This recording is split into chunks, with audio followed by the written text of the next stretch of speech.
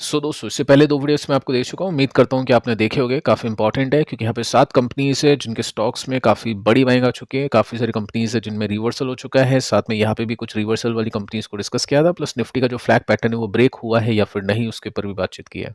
अब दोस्तों डिस्कशन करते हैं कुछ ऐसी कंपनीज़ को लेकर जिनके स्टॉक्स आज गिरावट के साथ में बंद हो चुके हैं। ऐसे मार्केट के अंदर जहाँ पे ब्रॉडर मार्केट तेजी थी, पोर्टफोलियोज लोगों के 3-3% के साथ में उछले हैं, लेकिन कुछ कंपनीज़ है जिनके स्टॉक्स आज नीचे गए हैं। क्या रीजन है उसके पीछे का, टेक्निकली क्या सिचुएशन है उसको देखते हैं। साथ में लास्ट में एक कंपनी है जिसका स्टॉक 10% के सर्किट के साथ में क्रैश हो चुका है, उसको भी देखते हैं। देखिए, जो फर्स्ट कंपनी इसका नाम है डी मार्ट। 1% का फॉल है, 42 रुपीज गिर के बंद हो चुका है। अब देखो, कल हमने रिजल्ट देखे थे, रिजल्ट अच्छे नहीं थे, एक्सपेक्टेशंस को इसने मिस किया था काफी हैवीली, और गाइडेंस भी कुछ खास अच्छी नहीं थी। तो स्टॉक बंद होता है 1% गिर के, लेकिन खुलता है 3% नीचे या 2-2.5% नीचे। ये 3% यहाँ पे नीचे चला गया था। उसके बाद में बॉटम बनता है और तेजी के साथ में ये बंद हो जाता है। अब देखो, यहाँ पे आपको पता चलेगा कि 3% गिरने के बाद में जो इस कंपनी का ओनर है राधा कृष्ण दमानी, इनकी 6,000 करोड़ की वेल्थ नीचे चली गई। प्रमोटर के भी पैसे नीचे गए। अब जो भी इन्वेस्टेड है इसमें, उनके भी पैसे नीचे गए। अब देखो, 3% स्टॉक गिरा, उसके बाद में तेजी कैसे आ गई। पहला रीजन हम बोल सकते हैं कि मार्केट आज काफी अच्छा था, तो मार्केट जैसे जैसे तेज हुआ वैसे वैसे इन सभी कंपनीज के स्टॉक्स में भी बाइंग होना शुरू हो गई। लेकिन ऐसे मार्केट की सिचुएशन में जहां पे मार्केट तेज है, इन्वेस्टर्स के पोर्टफोलियो 3-3% के साथ में ऊपर है, तब भी स्टॉक 1% के साथ में गिर जाना वीकनेस बताता है। तो जब भी मार्केट वीक होगा, लेट सपोज कि मान लो कल मार्केट वीक है, तो स्टॉक ज्यादा पिटता है ऐसी कंडीशंस में, ऐसी सिचुएशन में। साथ में दोस्तों आप देखोगे ना, तो इस रिजल्ट के बाद में भी कंपनी की जो वैल्यूएशन है 100 के आसपास है।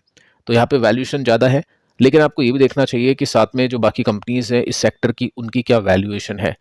ट्रेंड की बात करें, रिजल्ट अभी तो चलो ठीक है, लेकिन वैसे 2-3 क्वार्टर में खराब गए, तो 124 का पी रेशो है इसका।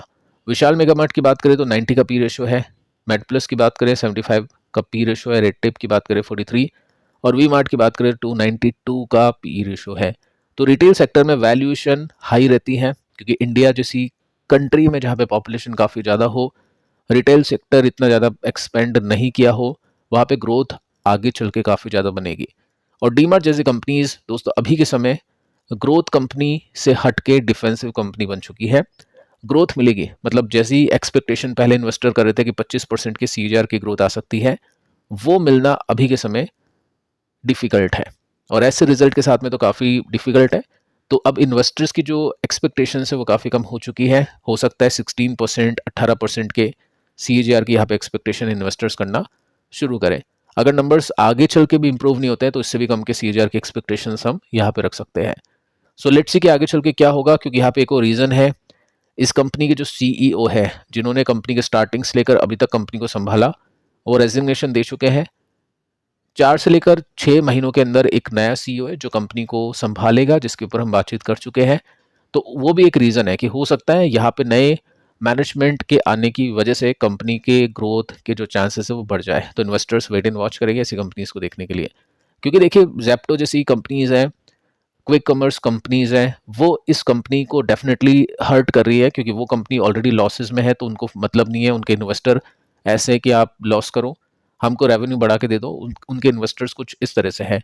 लेकिन डीमार्ट के इन्वेस्टर्स ऐसे नहीं है। डीमार्ट के इन्वेस्टर्स अगर डीमार्ट को लॉस में देखेंगे तो काफ़ी पिटाई कर देंगे। तो डीमार्ट का नुकसान ज़्यादा हो रहा है, क्योंकि वो कंपनी लॉसेस करके डीमार्ट की सेल्स को खा रही है, डीमार्ट के प्रॉफिट को खा रही है, और डीमार्ट को दिक्कतें हो रही है। लेकिन यहाँ पे अच्छी बात दोस्तों ये है, ये जो कंपनी है ये कैश रिच कंपनी है, इसके पास में डेट नहीं है, जो भी इसके स्टोर्स है वो खुद के हैं। आगे चल के रियल एस्टेट के प्राइसेस भी बढ़ेंगे तो उसको भी इसका फायदा मिलेगा। साथ में स्लो एक्सपेंशन कंपनी अपने पैसों से करती रहेगी। तो एक ऐसी कंपनी है जो डिफेंसिव है, जहाँ पे इन्वेस्टर्स के पैसे डूबने की संभावना बहुत ही ना के बराबर काफ़ी कम है, तभी इस तरह की वैल्यूएशन दे रखी है। लेकिन ग्रोथ की बात करें, सुपर ग्रोथ की बात करें, तो वो अब एक्सपेक्टेशन यहाँ पे इन्वेस्टर्स नहीं कर रहे हैं। तो ठीक है, कल काफ़ी लोगों ने कहा था कि 3,000 को भी ब्रेक कर सकता है, बट ऐसा हुआ नहीं। चलो ठीक है, 1% की गिरावट के साथ में स्टॉक ने क्लोज किया। डायरेक्शन ठीक है, लेकिन वही बात है कि इतने दिन की गिरावट है, आज थोड़ी सी तेजी आ गई। तो कल परसों एक बार देखते हैं मार्केट अगर वीक होगा या स्टेबल होगा, तब कंपनी का स्टॉक कैसे परफॉर्म करता है। नेक्स्ट कंपनी है दोस्तों CDSL। 1.29% की गिरावट के साथ में स्टॉक ने क्लोज किया। यहाँ पर भी आप देखोगे तो आपको पता चलेगा कि स्टॉक खुलता है नीचे, क्योंकि इसके भी नंबर्स अच्छे नहीं थे, प्रॉफिट गिरे थे, एक्सपेक्टेशन का डेटा नहीं था। लेकिन ठीक है, प्रॉफिट ड्रॉप हुए तो नंबर्स अच्छे नहीं लगे इन्वेस्टर्स को। एंड में बाइंग आती है या ग्रेजुअली बाइंग आती है मार्केट को देखते हुए, तो उस हिसाब से स्टॉक ने अच्छा परफॉर्म किया। साथ में दोस्तों एक और रीजन मैंने आपको इसका दिया था कि होता क्या है, मार्केट Q4 के रिजल्ट को देखने से ज्यादा स्टॉक मार्केट को देखेगा कि स्टॉक मार्केट अगले क्वार्टर में कैसा कर सकता है, क्योंकि अगला जो क्वार्टर होगा Q1, वो अभी जो मार्केट चल रहा है उसके हिसाब से आएगा CDSL का, तो वो देखना इन्वेस्टर्स के लिए काफी इंपॉर्टेंट है। और वही हुआ, Q4 के प्रॉफिट ड्रॉप हुए तो इन्वेस्टर्स को कुछ खास फर्क नहीं पड़ा। ऐसा नहीं है कि 5-7-10% के साथ में क्रैश हुआ, ऐसा कुछ नहीं हुआ। तो ये चीज आपको पता होनी चाहिए कि मार्केट के हिसाब से स्टॉक चलेगा। अगर मार्केट अच्छा करेगा, निफ्टी में ब्रेकआउट्स हो गए, तो यहाँ पे भी ब्रेकआउट्स होने की पूरी संभावना बन जाएगी। आप देख सकते हैं यहाँ पे 5% के साथ में ये भी गिरा था, 5% के साथ में दोस्तों ये भी गिरा था। प्रॉफिट इसके 22% के साथ में गिरे थे, 100 करोड़ के प्रॉफिट इसके निकले थे। अभी देखें तो सिचुएशन आपके सामने है, ये कंपनी के स्टॉक का रेसिस्टेंस है जो कि यहाँ पे सपोर्ट बना, ये रेसिस्टेंस है जो अभी सपोर्ट बन रहा है। लेट्स सी कि आगे क्या होता है, किस तरह से परफॉर्मेंस यहाँ पे CDSL में देखने को मिलता है, क्योंकि totally dependent on stock market. K fintech 3.5% की गिरावट के साथ में स्टॉक ने क्लोज किया। ओपनिंग इसकी थोड़ी सी ढीली थी, but end of the day गिर के ये बंद हुआ। पिछले कुछ दिनों में दोस्तों आप नोटिस कर पा रहे हो कि स्टॉक वीक है, एक रेंज में अटका हुआ है। अब ये भी दोस्तों मार्केट के ऊपर डिपेंड करता है। CDSL, K fintech mutual fund industry को कैटर करती है, और म्यूचुअल फंड इंडस्ट्री का डेटा आपने देखा कि SIP और लमसम इन्वेस्टमेंट काफी गिरा है। ये जो अभी गिरा था मार्केट पिछले कुछ टाइम के अंदर, ट्रंप के टैरिफ को लेकर मार्च के महीने में जो डेटा था SIPs का बहुत ही खराब था। तो इस वजह से ये जो परफॉर्मेंस है वो देख पा रहे हैं। आगे चल के जब मार्केट सुधरेगा, बढ़ेगा, तो मार्केट के अंदर इन्वेस्टर सोचेंगे कि चलो ठीक है, म्यूचुअल फंड के अंदर भी वापस से इन्वेस्टर्स आना शुरू हो जाएंगे, जैसे जैसे SIP करते हैं ऑल टाइम हाई पे इन्वेस्टर्स, वो सभी चीजें करना शुरू कर देंगे और स्टॉक के प्राइसेस में तेजी बनेगी। ठीक है, इसके बाद में दोस्तों के सॉल्व 10% के साथ में स्टॉक क्रैश हुआ है, काफी बड़ी गिरावट के साथ में स्टॉक ने क्लोजिंग दी है। और इसका मतलब ये है कि सेलर्स अभी तक पूरा नहीं बेच पाए, जितना भी सेलर्स को बेचना था पूरा नहीं बेचा, तभी जाके मतलब इतना बेचा कि बायर्स मिले नहीं। तो हो सकता है आगे आने वाले दिनों में और बिकवाली यहाँ पे हो जाए। जब इस तरह के सर्किट्स लगते हैं तो उसका ये मतलब होता है। अब रीजन क्या है इतनी बड़ी पिटाई के पीछे का? रिजल्ट है दोस्तों, इसके रिजल्ट अच्छे नहीं है।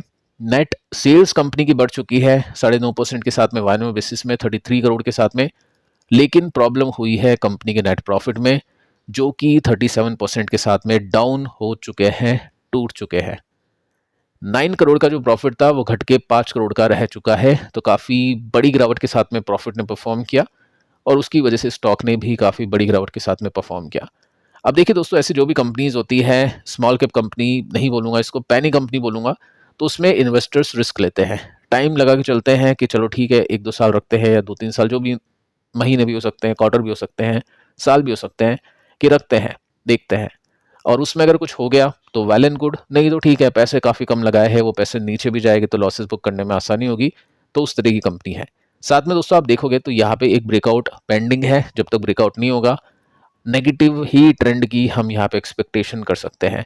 और जो भी पैनी कंपनीज इन्वेस्टर हैं, अपनी अपनी इच्छा के हिसाब से पैनी कंपनीज में इन्वेस्ट करते हैं, देखते हैं कुछ होता है तो ठीक है, नहीं तो कोई बात नहीं। तो उनके लिए एक और ऑप्शन यहाँ पे है, निफ्टी ने एक इंडेक्स बना दिया है जिसको हम बोल सकते हैं माइक्रो कैप, और उसमें 250 कंपनीज है जो पैनी कंपनीज है, तो वो इंडेक्स है। तो उस इंडेक्स का फंड भी है, ETF अभी तक लॉन्च हुआ नहीं है, तो उसमें भी देख सकते हैं इन्वेस्टर, क्योंकि 250 कंपनीज है, 1% का वेटेज या 0.50% का वेटेज, आधे आधे परसेंट के साथ में, 1% के साथ में है होल्डिंग उसके अंदर। ठीक है, तो 250 कंपनीज के साथ में डाइवर्सिफाइड है, और साथ में एक इंडेक्स है जो निफ्टी का है। तो वैसे भी चेक कर सकते हैं, और साथ में कंपनीज टू कंपनीज भी देख सकते हैं। बाकी दोस्तों दोनों वीडियोस आप देख लेना, मिलते हैं नेक्स्ट वीडियो में, तब तक के लिए बाय बाय।